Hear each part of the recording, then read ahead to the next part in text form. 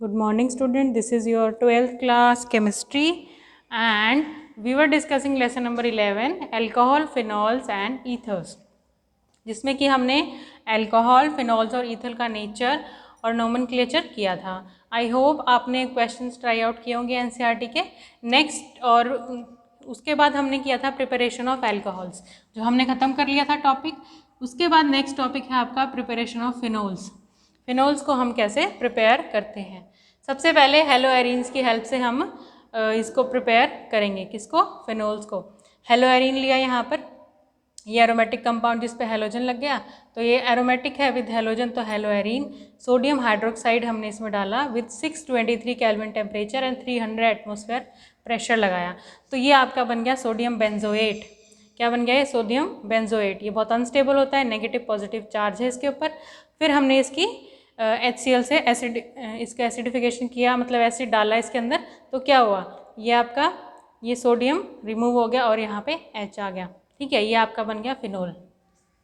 Next है आपका next step with the help of oleum या फिर बेंजीन सल्फोनिक एसिड। ओलियम तो आपका H2SO7, ठीक है, और बेंजीन सल्फोनिक एसिड की हेल्प से हम क्या बनाते हैं यहाँ? फिनोल। बेंजीन सल्फोनिक एसिड कैसे बनता है? बेंजीन के अंदर हम ओलियम डालते हैं तो वो SO3H यहाँ पर आ जाता है। ठीक है, तो ये बन गया आपका बेंजीन सल्फोनिक एसिड, जिसकी हेल्प से हम क्या बनाएंगे? फिनोल। तो बाकी सारा सेम है। ठीक है, सबसे पहले ये आ गया आपका सल्फोनिक एसिड, फिर उसके अंदर हमने NaOH डाला, जैसे यहाँ पर किया था हमने हेलोएरिन्स में, और फिर वो सोडियम बेंजोएट बन जाएगा। सोडियम बेंजोएट बनने के बाद हम उसके अंदर कोई भी प्रोटोनेशन वाला सॉल्वेंट डालेंगे। प्रोटोनेशन वाला कोई भी एसिड हो सकता है या वाटर हो सकता है। जैसे यहाँ पे हमने एसिड डाला था ना, तो यहाँ पे हमने सेकेंड स्टेप में H पॉजिटिव यानी प्रोटॉन चाहिए हमें बेसिकली सॉल्वेंट से। ठीक है, तो वो स्टेप से क्या बन जाएगा? फिनोल। ठीक है, तो ये जो प्रोसेस है ऑलमोस्ट सेम है। नेक्स्ट प्रोसेस देखिए डाइजोनियम सॉल्ट की हेल्प से। डाइजोनियम सॉल्ट की हेल्प से कैसे बनेगा? NH2, ये आपका एनिलीन है। एनिलीन में आपने नाइट्रस एसिड डाला, NaNO2, क्या है ये? Nitrous acid with HCl। क्या बन गया आपका? Diazonium salt. Diazonium, di azo, मतलब इसमें जो नाइट्रोजन बॉन्ड है ये कुछ इस तरह का है, नाइट्रोजन। ठीक है, दो नाइट्रोजन है इसमें, इसलिए इसको डाई एजो बोलते हैं। डाइएजोनियम सॉल्ट बनाए, पॉजिटिव नेगेटिव चार्ज है इस पर। इसमें वाटर ऐड किया, वार्म किया इसको, और आपका क्या बन गया? ये फिनोल। ठीक है, डाइजोनियम सॉल्ट से फिनोल बनाने का प्रोसेस भी बहुत ज़्यादा इंडस्ट्रियल इंपॉर्टेंस है इसका, बहुत ज़्यादा यूज़ होता है, बहुत सारे प्रोसेसेस में यूज़ होता है। N2 और HCl आपका रिलीज हो गया। उसके बाद नेक्स्ट है आपका फ्रॉम क्यूमीन। क्यूमीन से कैसे बनाएंगे? अब देखिए क्यूमीन क्या होता है, ये एरोमेटिक कंपाउंड है, इसके ऊपर CH, CH3 और CH3 लगा हुआ है। ऑक्सीजन से रिएक्ट करवाया इसको और ये आपका बन गया एसिड। ये आपका बन गया एसिड, बेंजीन के ऊपर एसिड बना हुआ है। ठीक है, उसके बाद जब हमने इसके अंदर प्रोटोनेटेड सॉल्वेंट डाला तो क्या बना? ये आपका फिनोल। ठीक है, ये आ गया आपका फिनोल। और ये जो आपका बाय प्रोडक्ट आया CH3C डबल बॉन्ड और CH3, ये क्या है? कीटोन है, एसीटोन बन गया ना। ठीक है, ये कीटोन आ गया आपका। ये था प्रिपरेशन ऑफ अल्कोहल फिनोल्स, हमारा खत्म हो चुका है। उसके बाद आती है इसकी फिजिकल प्रॉपर्टी, किसकी? अल्कोहल और फिनोल्स की। किसी भी केमिकल सब्सटेंस या ऑर्गेनिक सब्सटेंस की जो प्रॉपर्टी होती है उसके फंक्शनल ग्रुप से होती है। ठीक है, इसका फंक्शनल ग्रुप क्या है? OH। OH क्या है? इसका फंक्शनल ग्रुप है। OH क्या है? इसका फंक्शनल ग्रुप है। तो उसके बाद इसकी फिजिकल प्रॉपर्टी के लिए भी ये OH ही रिस्पॉन्सिबल होगा। तो देखिए सबसे पहले फिनोल्स है, जैसे दो फिनोल हैं, ठीक है, उनके अंदर OH है, OH प्रेजेंट है, तो ये वाला O इसके साथ बॉन्ड बनाएगा इस हाइड्रोजन के साथ, ये वाला हाइड्रोजन इसके O के साथ इंटरमोलिकुलर हाइड्रोजन बॉन्ड बनाएगा। इंटरमोलिकुलर मतलब दो मॉलिक्यूल के बीच में जो बॉन्ड बनता है वो इंटरमोलिकुलर हाइड्रोजन बॉन्डिंग होता है। अब इंटरमोलिकुलर हाइड्रोजन बॉन्डिंग की वजह से, ठीक है, ये जो ऑक्सीजन हाइड्रोजन बॉन्ड है ये तो हाइड्रोजन बॉन्ड, ठीक है, और इंटरमोलिकुलर हाइड्रोजन बॉन्ड इन दोनों के बीच में जो है। ठीक है, अब इंटरमोलिकुलर हाइड्रोजन बॉन्ड की वजह से क्या होता है, इसमें बहुत सारी प्रॉपर्टी दूसरों से अलग यानी कि जो इसके ग्रुप के होते हैं, कार्बोनिल ग्रुप के होते हैं, जिसमें ऑक्सीजन प्रेजेंट होता है। ठीक है, जिसमें oxygen as a functional group की तरह यूज़ करते हैं, तो उनकी जगह पर इनका अल्कोहल्स और फिनोल्स का बॉइलिंग पॉइंट हाई होता है। ठीक है, जैसे आपके ईथर्स हैं और आपके एसिड है, ठीक है, उनके कंपैरेटिवली आपका नहीं, एसिड नहीं, ईथर्स हैं और आपके एस्टर्स हैं, उन सब में भी RO ग्रुप प्रेजेंट है ना, उन सब में भी RO ग्रुप प्रेजेंट है, ठीक है।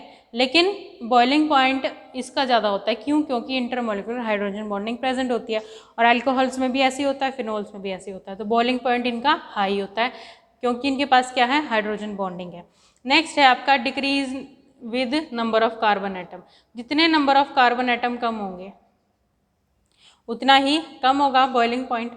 कार्बन एटम मतलब कितना बड़ा हाइड्रोकार्बन ग्रुप है, कितना बल्की ग्रुप है, जितना ज़्यादा बल्की ग्रुप होगा वंडरवल फोर्सेस ज़्यादा होंगी, वंडरवल फोर्सेस ज़्यादा होंगी तो क्या होगा, आपका जो बॉइलिंग पॉइंट है वो ज़्यादा होगा, ठीक है। तो कार्बन नंबर जितने कम होंगे उतना ही क्या होगा, आपका बॉइलिंग पॉइंट कम होता चला जाएगा। उसके बाद नेक्स्ट है आपका सॉल्युबिलिटी। सॉल्युबिलिटी का मतलब क्या होता है कि वाटर में सॉल्युबल होना। सॉल्युबिलिटी का मतलब होता है वाटर में सॉल्युबल, वाटर में घुल जाना। मेन सॉल्युबिलिटी हम इसीलिए देखते हैं कि वो वाटर में डिज़ोल्व होता है या नहीं होता। तो वाटर में सॉल्युबिलिटी देखते हैं हम सभी ऑर्गेनिक सब्सटेंस की। तो सबसे पहले इसमें क्या होता है, हाइड्रोजन बॉन्डिंग होती है। क्या होती है इसमें, हाइड्रोजन बॉन्डिंग। हाइड्रोजन बॉन्डिंग होती है और वाटर में भी क्या होती है, हाइड्रोजन बॉन्डिंग होती है। तो लाइक अट्रैक्ट ईच अदर, ठीक है, ऐसा होता है ना, ये एक से सेम से नेचर के जो होते हैं वो एक साथ रहना पसंद करते हैं, ठीक है। तो ये भी, इसमें भी हाइड्रोजन बॉन्डिंग होती है, वाटर में भी हाइड्रोजन बॉन्डिंग होती है। तो वो क्या करते हैं, आपस में सॉल्युबल हो जाता है, यानी कि आपका जो अल्कोहल है वो वाटर में डिज़ोल्व हो जाता है because of this OH group. लेकिन जितना ज़्यादा बल्की ग्रुप होगा, जितना ज़्यादा हाइड्रोकार्बन बड़े होंगे, जितना R ग्रुप बड़ा होगा, जितने कार्बन हाइड्रोजन बॉन्ड बढ़ेंगे उतनी सॉल्युबिलिटी डिक्रीज होगी, ठीक है। क्योंकि सॉल्युबिलिटी जो आपका ये है R ग्रुप है, जो आपका ये वाला R ग्रुप है, ठीक है, या फिर आप ये ऐसे लगा लो CH3 CH2OH, ये है आपका, इसको लगा लो तो क्या होगा, ये एल्काइल ग्रुप है। एल्काइल ग्रुप क्या होते हैं, नॉन पोलर होते हैं। Non polar, water is polar, polar में डिजोल्व होगा ये। तो जितना ज़्यादा ये नॉन पोलर पोर्शन बढ़ेगा उतनी सॉल्युबिलिटी क्या होगी, डिक्रीज होगी, ठीक है। जितना नॉन पोलर पोर्शन बढ़ेगा उतनी सॉल्युबिलिटी क्या है, डिक्रीज होगी। अदरवाइज एल्कोहल फिनोल्स जो हैं वो क्या होते हैं, वाटर में सॉल्युबल होते हैं, ठीक है। वाटर में सॉल्युबल होने के का क्या कारण है कि इनमें क्या होता है, OH ग्रुप होता है सब। तो एक बार फिर से देखिए आप ज़रा, प्रिपरेशन ऑफ क्या है, फिनोल्स क्या था, हेलोएरीन्स। हेलोएरीन्स में हमने NaOH डाला, ठीक है, और 623 केल्विन टेम्परेचर और 300 एटमॉस्फेयर प्रेशर पे हमने क्या बना दिया, सोडियम बेंजोएट, ठीक है। मेन जो आपकी रिएक्शन होती है, कई बार क्या होता है हमें कंडीशन लर्न नहीं रहती, ठीक है। ऐसा नहीं है कि अगर आपको कंडीशन लर्न नहीं है तो आप रिएक्शन, मेन आपको रिएक्टेंट और प्रोडक्ट याद रखना है। ऑर्गेनिक में आपको बैलेंसिंग भी नहीं करनी होती, ठीक है। सोडियम बेंजोएट बन जाता है और HCl यानी कि प्रोटॉन वाला सॉल्वेंट लेकर के हमने क्या बनाना है, फिनोल बनाना है आपका। उसके बाद नेक्स्ट है आपका ओलियम की हेल्प से। बेंजीन में हमने ओलियम डाला और आपका क्या बन गया, बेंजीन सल्फोनिक एसिड बन गया। ये आपका बेंजीन सल्फोनिक एसिड है।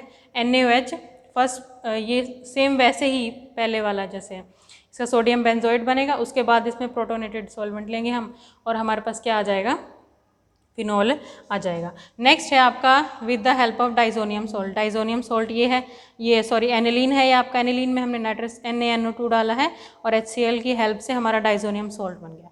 डाइजोनियम सॉल्ट बनने के बाद जब हमने इसमें वाटर ऐड किया है तो क्या बन गया, आपका फिनोल बन गया, ठीक है। डाइजोनियम सॉल्ट बहुत सारे प्रोडक्ट बनाता है, मतलब अगर आपको ऑर्गेनिक में मोस्टली काफ़ी सारे प्रोडक्ट ऐसे हैं जो डाइजोनियम सॉल्ट की हेल्प से हम बना सकते हैं।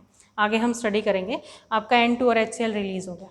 उसके बाद क्यूमीन की हेल्प से, क्यूमीन देखिए, फ्रॉम क्यूमीन CH3CH3 ये क्यूमीन है आपका। ऑक्सीजन ऐड किया हमने इसमें, CH3CH3C ये आपका एसिड बन गया और फिर इसके हमने प्रोटोनेशन करवा दी, फिनोल बन गया और एसीटोन रिलीज हो गया। ये बॉइलिंग पॉइंट हाई होता है because of intermolecular hydrogen bonding. हर एक रिएक्शन आपको नोटबुक में लिखनी है, लिख करके लर्न करेंगे तो बेटा ऑर्गेनिक आएगी, अदरवाइज ऑर्गेनिक आपको ऐसे रीड आउट करने से नहीं आएगी। तो आपको इसको रीड आउट करना है अच्छे से। सबसे पहले बुक में से NCERT में से रीड आउट कीजिए और कोई बुक मत उठाइए, NCERT में से रीड कीजिए और लिख कर देखिए हर एक रिएक्शन, तब आपको अच्छे से लर्न होगी। और इसके NCERT क्वेश्चन भी अवेलेबल होंगे, NCERT क्वेश्चंस जो जितने टॉपिक मैं करवा रही हूँ, हर टॉपिक के ऊपर NCERT क्वेश्चंस उसके साथ ही इन टेक्स्ट में दिए हुए हैं, ठीक है। अगर आप हर टॉपिक के साथ इंटरनल क्वेश्चन करते चले जाएंगे तो आपका जो टॉपिक है वो अच्छे से प्रिपेयर हो जाएगा फॉर एग्ज़ाम्स के लिए अच्छे से प्रिपेयर हो जाएगा। Thank you and have a nice day.